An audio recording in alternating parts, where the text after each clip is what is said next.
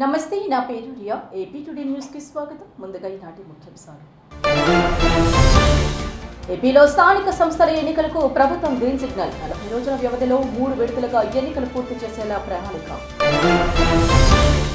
ఏపీలో teacher eligibility test 2026 పరీక్షల schedule విడుదల. ఆగస్టు 5 నుంచి 16 వరకు మొత్తం 22 నేషనల్ పరీక్షలకు ఏర్పాట్లు.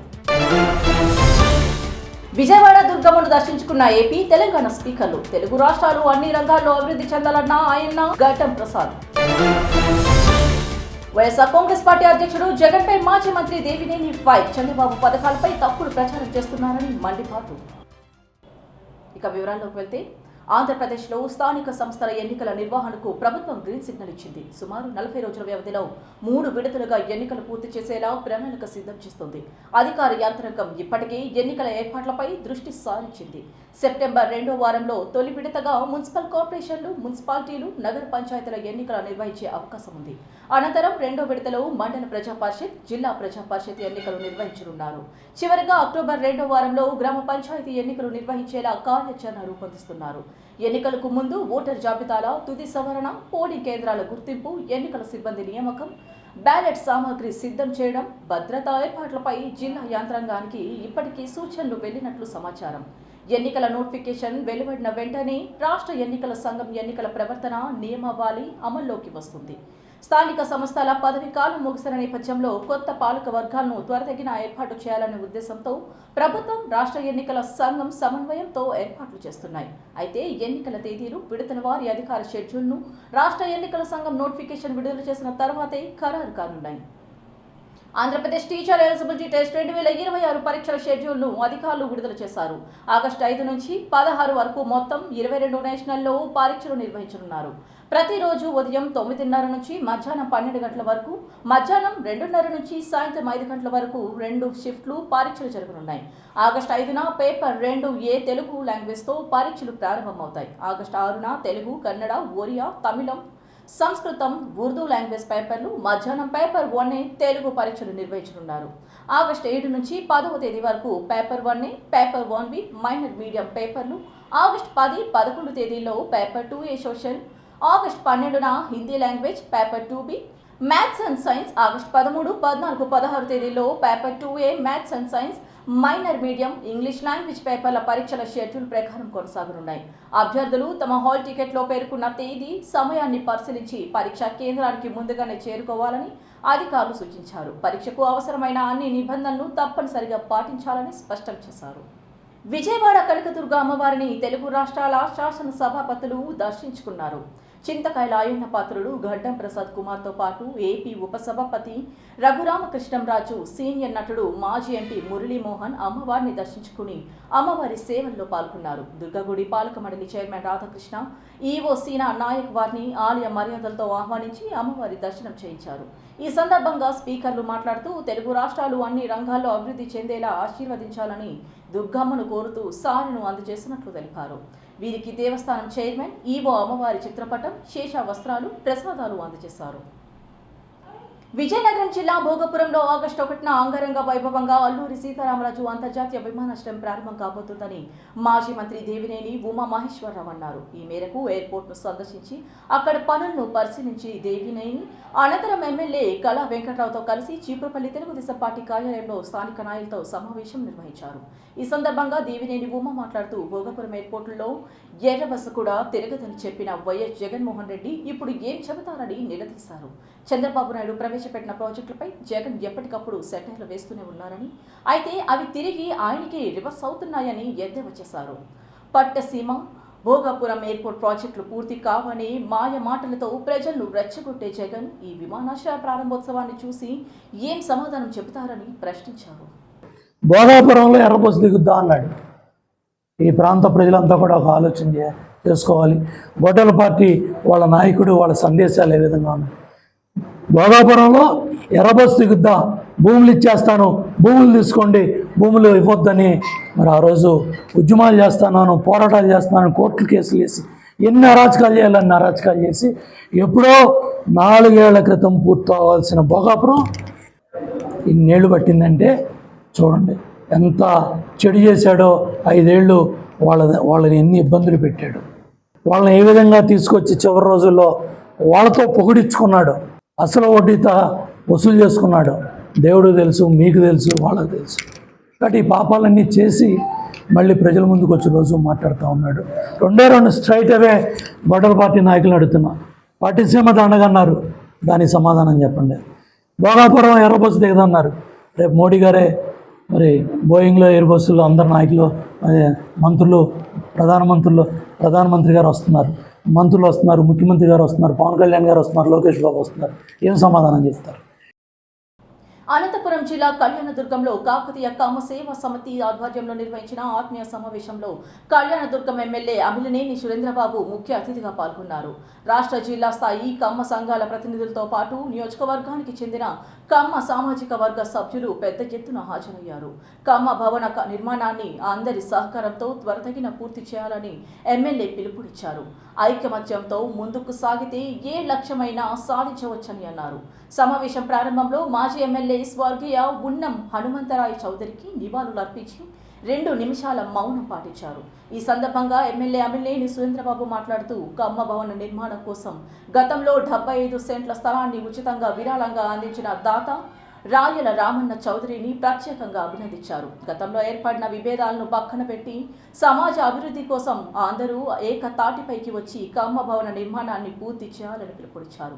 సామాజిక సేవా కార్యక్రమాలకు మరింత ప్రాధాన్యం ఇవ్వాలని, ముఖ్యంగా వెనుకబడిన విద్యార్థుల విద్యాభివృద్ధికి అండగా నిలవాలని ఎమ్మెల్యే సూచించారు. అనంతరం కాకతీయ కమ్మ సేవా సమితి నాయకులు, సభ్యులు, యువత ఎమ్మెల్యే అమిలినేని సురేంద్రబాబును గజమాలతో ఘనంగా సన్మానించి జ్ఞాపికను అందజేశారు. మోరేపల్లి మల్లికార్జునప్ప గారు, మరి మోరేపల్లి రమేష్ బాబు గారు, కొత్తపల్లి బాబు గారు, ముఖ్యంగా రాయల రామన్న స్థలదాత రామన్న చౌదరి గారు, చాలా గొప్ప స్థలదాత. ఈరోజు మనం ఈ సమావేశం ఏర్పాటు చేసుకుంటున్నామంటే దానికి ముఖ్యంగా కారకులు రామన్న చౌదరి గారు. ఎంత గొప్ప మనసు అంటే 75 సెంట్లు స్థలం ఆ రోజే 12 సంవత్సరాల క్రితం మన కమ్మ సంఘానికి దానమిచ్చి ఆయన ఎంతో గొప్ప మనసు సాటుకున్న వ్యక్తి. ఆ రోజు ఎన్నికల సమయంలో వాళ్ళ ఇంటికి వెళ్తే ఒకటే అడిగానండి, నేను స్థలం ఇచ్చాను, అది ఆగిపోయింది, దాన్ని పూర్తి చేయాల్సిన బాధ్యత మనందరిపైన ఉందని కూడా నాకు చెప్పడం జరిగింది. ఖచ్చితంగా ఏదైతే ఆ రోజు చెప్పారో ఈరోజు మనం సమావేశం కావడం జరిగింది. నిజంగా మీరు గొప్ప మనసులో ఇచ్చారన్నా, ఎప్పుడు కూడా మీ కళ నెరవేరే కూడా మేమందరం కూడా కృషి చేస్తామని హామీ ఇస్తున్నాం. శిశువు ఆరోగ్య సంరక్షణలో తల్లి పాలే కీలకం. అప్పుడే పుట్టిన శిశువు ఆరోగ్యంగా ఉండాలంటే తల్లి పాలు ఇవ్వాలని డాక్టర్లు చెబుతారు. అయితే చాలా మంది తల్లులకు బిడ్డ పుట్టిన తర్వాత పాల కొరత ఉంటుంది. అలాంటి బిడ్డల కోసం కొంతమంది తల్లి పాలను దానం చేస్తుంటారు. ఈ మేరకు విశాఖలో స్వచ్ఛందంగా ముందుకొచ్చి ఎవరైనా తల్లి పాలు ఇస్తే వాటిని స్టోర్ చేసేందుకు తల్లి పాల బ్యాంక్ను ఏర్పాటు చేస్తున్నారు. ఆరోగ్య శాఖ ఉన్నతాధికారులు ఆదేశాలతో ఆంధ్ర మెడికల్ కాలేజ్ పూర్వ విద్యార్థుల సంఘం, సుషన్ హెల్త్ ఫౌండేషన్ భాగస్వామ్యంతో Dhatri mothers humans milk bank పేర్లతో తల్లిపాల బ్యాంక్ను ఏర్పాటు చేస్తున్నారు. ఈ తల్లిపాల బ్యాంక్ ఏర్పాటు కోసం ఆంధ్ర మెడికల్ కళాశాల పూర్వ విద్యార్థుల సంఘం 30 లక్షల రూపాయల వరకు అందిస్తుండగా 2 కోట్ల రూపాయల వరకు సుషన్ హెల్త్ ఫౌండేషన్ ఇస్తుంది. ఈ భవనం పూర్తయిన వెంటనే అక్కడ తల్లిపాలను స్టోర్ చేస్తారు. శ్రీ సత్యసాయి జిల్లా కదిరి పట్టణంలోని రోడ్డు భవనాల వసతి గృహంలో 15 లక్షల విలువైన రెట్రోఫిటెడ్ మోటరైజ్ వాహనాలను 10 మంది దివ్యాంగ లబ్ధిదారులకు ఎమ్మెల్యే కాంతికంటు వెంకట ప్రసాద్ పంపిణీ చేశారు. కదిరి నియోజకవర్గంలో ప్రభుత్వం ఏర్పాటు చేసిన దివ్యాంగులకి ద్విచక్ర వాహనాలు పంపిణీ పథకంలో భాగంగా ఒక్కొక్కరికి 1,20,000 విలువైన వాహనాలను ఆయన పంపిణీ చేశారు. ఈ సందర్భంగా ఎమ్మెల్యే మాట్లాడుతూ కూటమి ప్రభుత్వం వికలాంగులకి 2 నెలల క్రితం ఆర్టీసీ బస్సుల్లో ఉచిత ప్రయాణం పథకం ప్రవేశపెట్టడం, అంతకు ముందు బస్సుల్లో వీరికి ప్రత్యేక సీటు కూడా ఏర్పాటు చేయడం జరిగిందన్నారు. వైసీపీ నాయకుల గురించి మాట్లాడుతూ డిఎస్సీ మీద బురద చల్లే కుట్రలు చేస్తున్నారని మండిపడ్డారు. గత వైసీపీ 5 సంవత్సరాల కాలంలో ఏ ఒక్క డిఎస్సీ నోటిఫికేషన్ అయినా వదిలారా అని ప్రశ్నించారు. అన్ని విధాలుగా ప్రజలకి కావాల్సిన సంక్షేమ పథకాలు అందించడంలో కూటమి ప్రభుత్వం ముందే ఉందన్నారు. కూటమి ప్రభుత్వం మాటలతో కాకుండా సంక్షేమ పథకాలు ప్రజలకి అందిస్తూ సమాధానం చెబుతుందని ఎమ్మెల్యే కాంతికంటూ స్పష్టం చేశారు. విమర్శలు చేసేవారి కంటే ప్రజలకు సేవ చేసేవారినే ప్రజలు ఆదరిస్తారని ఆయన పేర్కొన్నారు. విభిన్న ప్రతిభావంతుల సంస్థ ద్వారా ఈ రోజున ప్రతి నియోజకవర్గంలో కూడా వారికి అవసరమైనటువంటి మోటార్ సైకిళ్ళు, స్కూటర్లు అందజేయడం జరుగుతూ ఉంది. అందులో భాగంగా కదిరి నియోజకవర్గంలో కూడా ఒక 10 మందిని ఎంపిక చేసి వారికి ఈ రోజున అందజేసి వాళ్ళ జీవితంలో ఒక నమ్మకాన్ని, ఆదరణని, అవసరాన్ని గుర్తించి ముందుకు తీసిపెట్టే కార్యక్రమం చేస్తాం. మీరు ఒకసారి గడిచిన 40 సంవత్సరాలు గమనించి, అది పాత గతంలో ఉన్నటువంటి ఆంధ్రప్రదేశ్ రాష్ట్రంలో కావచ్చు, విభజన జరిగిన తర్వాత ఏర్పడినటువంటి నవ్యాంధ్రప్రదేశ్లో కావచ్చు, దివ్యాంగులకు ఏదైనా మంచి చేసినారంటే అది చంద్రబాబు నాయుడు గారు ముఖ్యమంత్రిగా ఉన్నప్పుడు, తెలుగుదేశం ప్రభుత్వం అధికారంలో ఉన్నప్పుడు, కూటమి ప్రభుత్వం అధికారంలో ఉన్నప్పుడే జరిగింది. భారతీయ యువత మార్పునకు ప్రతీకగా నిలుస్తుందని, యువత ఆలోచనను ఎవరూ అణచలేరని పోతిన చంద్రకీర్తి అన్నారు. లండన్లోని ట్రఫల్గర్ స్క్వేర్లో భారత యువత తరపున మాట్లాడే అవకాశం దక్కడం గర్వకారణమని పేర్కొన్నారు. ప్రస్తుత జెన్జెడ్ తరం బద్దకస్తుల తరం కాదని, అణిచివేస్తే మౌనంగా ఉండే తరం అస్సలే కాదని స్పష్టం చేశారు. లాఠీ చార్జీలు, టియర్ గ్యాస్, బెదిరింపులు ఎదురైన వెనక్కి తగ్గకుండా బాధ్యత తీసుకుని ప్రశ్నించే తరం ఇదేనన్నారు. సమాజంలో మార్పు తీసుకురావడానికి యువత ముందుంటుందని తెలిపారు. యువత గొంతును అణిచివేయాలని కొందరు భావించినా వారి ఆలోచనలు, ఆశయాలు, మార్పు కోసం పోరాడే సంకల్పాన్ని ఎవరూ చంపలేరని పోతిన చంద్రకీర్తి వ్యాఖ్యానించారు. రాజకీయాలకు దూరంగా ఉండొచ్చు అనే అవకాశం యువతకు లేదని, ఎందుకంటే రాజకీయాలే విద్య, ఉద్యోగాలు, అవకాశాలు, భవిష్యత్తును నిర్ణయిస్తున్నాయని చెప్పారు. భారత యువత ఒక గొప్ప శక్తి అని, అది ఇప్పటికే దేశానికి నిరూపితమైందని పేర్కొన్న చంద్రకీర్తి, ఇది ముగింపు కాదు, ఇది కేవలం ఆరంభం మాత్రమే అని అన్నారు. And Gen Z in India proved each one of those things. You can change the course of a country. And democracy does not belong to just people in power, and it is not something to just inherit. It is something you participate in and you engage with. And for far too long, Gen Z has been called lazy, entitled, apathetic, but it is not. We are resilient. We cannot be suppressed no matter what comes. Do you think anyone told him that cockroaches don't die easily? వారంతా 4 నుంచి 10 సంవత్సరాల లోపు చిన్నారులు. బడికి పోయి చదువుకోవాలన్నదే వారి ప్రధాన లక్ష్యం. ఇందుకోసం ప్రతినిత్యం వారు గండాన్ని దాటుకుని వెళ్తున్నారు. అక్కడ ఉండాల్సిన కల్వర్ట్ వరద ప్రవాహానికి కొట్టుకుపోయిందని స్థానిక నేతలకు తెలుసు. అయినా వారికి పట్టదు. ఎన్నో విడతలు వెళ్లినా పట్టించుకోలేదు. దీంతో తమ చిన్నారుల చదువు నిమిత్తం ఇక తప్పదనుకున్న స్థానికులు కొండ వాగుపై చెట్ల దుంగలను వేశారు. అది ప్రమాదకరమైనదని తెలిసిన ఆ చిన్నారులు ప్రతినిత్యం పోలవరం జిల్లా మారేడుమల్లి మండలం కెచ్చలవాడ గ్రామం నుంచి వాగు దాటి అవతల బొడ్డున ఉన్న స్కూల్కు వెళ్తున్నారు. పిల్లలు వాగు దాటేంత వరకు తల్లిదండ్రులు అక్కడే ఉండి ఇంటికి వెళ్తున్నారు. ఏదైనా ప్రమాదం జరగకముందే వంతెన నిర్మించాలని స్థానిక ప్రజలు డిమాండ్ చేస్తున్నారు. నమస్తే సార్, మాది కెచ్చలవాడ జీపీఎస్ స్కూల్. మాకు బడికి వెళ్ళాలన్నా ఇబ్బంది పడుతున్నాం. మాకు ప్రకృతి సహజ సిద్ధమైన అందాలకు పెట్టింది పేరు ఉత్తరాంధ్ర ప్రాంతం. పచ్చని కొండలు, లోయలు, సెలయేళ్లు, జలపాతాలు, ఇలా ఎన్నో ప్రదేశాలు విదేశీ పర్యాటకులను సైతం విశేషంగా ఆకట్టుకుంటున్నాయి. ప్రస్తుతం పర్యాటకులను విశేషంగా ఆకర్షిస్తున్న ప్రకృతి సోయగాల ప్రాంతం గురించి ఇప్పుడు చూద్దాం. అల్లూరి సీతారామరాజు జిల్లా చింతూరు మండలం మోతగూడెంలో ఉన్న 4-వే బ్రిడ్జ్ ప్రకృతి ప్రియులను, పర్యాటకులను విశేషంగా ఆకట్టుకుంటుంది.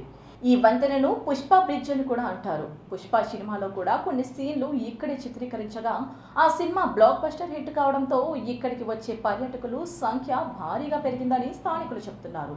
చుట్టూ లక్కవరం అటవీ ప్రాంతం, పచ్చని కొండల మధ్య సాగే మార్గం ఇక్కడ స్పెషల్ అట్రాక్షన్గా నిలుస్తున్నాయి.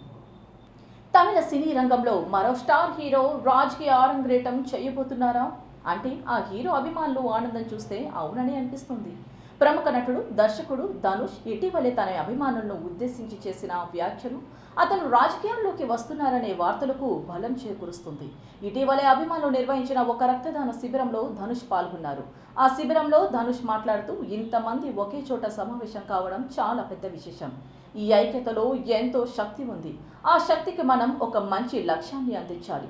కేవలం సినీ వేడుకలు, ఫ్యాన్స్ మీట్లకు మాత్రమే పరిమితం కాకుండా మనం మరిన్ని సంక్షేమ కార్యక్రమాలు చేపట్టాలి. మీ ప్రాంతాల్లోని ప్రజల అవసరాలను, చుట్టుపక్కల కుటుంబాల పరిస్థితిని అర్థం చేసుకుంటూ సాధ్యమైనంత మేరకు వారికి సహాయం చేయండి. మిమ్మల్ని చూసి నేను మరింత గర్వపడేలా సంక్షేమ కార్యక్రమాలు చేయాలి. మీరు తప్పకుండా చేస్తారని నమ్ముతున్నానని చెప్పారు. ఈ వ్యాఖ్యలు వైరల్ కావడంతో టీవీకే పార్టీని ప్రారంభించిన దళపతి విజయ్ పాటలోనే ధనుష్ కూడా రాజకీయాల్లోకి రాబోతున్నారంటూ అభిమానులు చర్చించుకుంటున్నారు. వార్తలు ముగించే ముందు ముఖ్యాంశాలు మరోసారి. ఏపీలో స్థానిక సంస్థల ఎన్నికలకు ప్రభుత్వం గ్రీన్ సిగ్నల్. 40 రోజుల వ్యవధిలో 3 విడతలుగా ఎన్నికలు పూర్తి చేసేలా ప్రణాళిక. ఏపీలో టీచర్ ఎలిజిబిలిటీ టెస్ట్ 2026 పరీక్షల షెడ్యూల్ విడుదల. ఆగస్టు 5 నుంచి 16 వరకు మొత్తం 22 నేషనల్ పరీక్షలకు ఏర్పాట్లు. విజయవాడ దుర్గమ్మను దర్శించుకున్న ఏపీ, తెలంగాణ స్పీకర్లు. తెలుగు రాష్ట్రాలు అన్ని రంగాల్లో అభివృద్ధి చెందాలన్న ఆయన గడ్డం ప్రసాద్. వైఎస్ఆర్ కాంగ్రెస్ పార్టీ అధ్యక్షుడు జగన్ పై మాజీ మంత్రి దేవినేని ఫైర్. చంద్రబాబు పథకాలపై తప్పుడు ప్రచారం చేస్తున్నారని మండిపాటు. ఈ వార్తలు ఇంతటితో సమాప్తం. మరిన్ని విశేషాలతో మళ్ళీ కలుద్దాం. నమస్తే.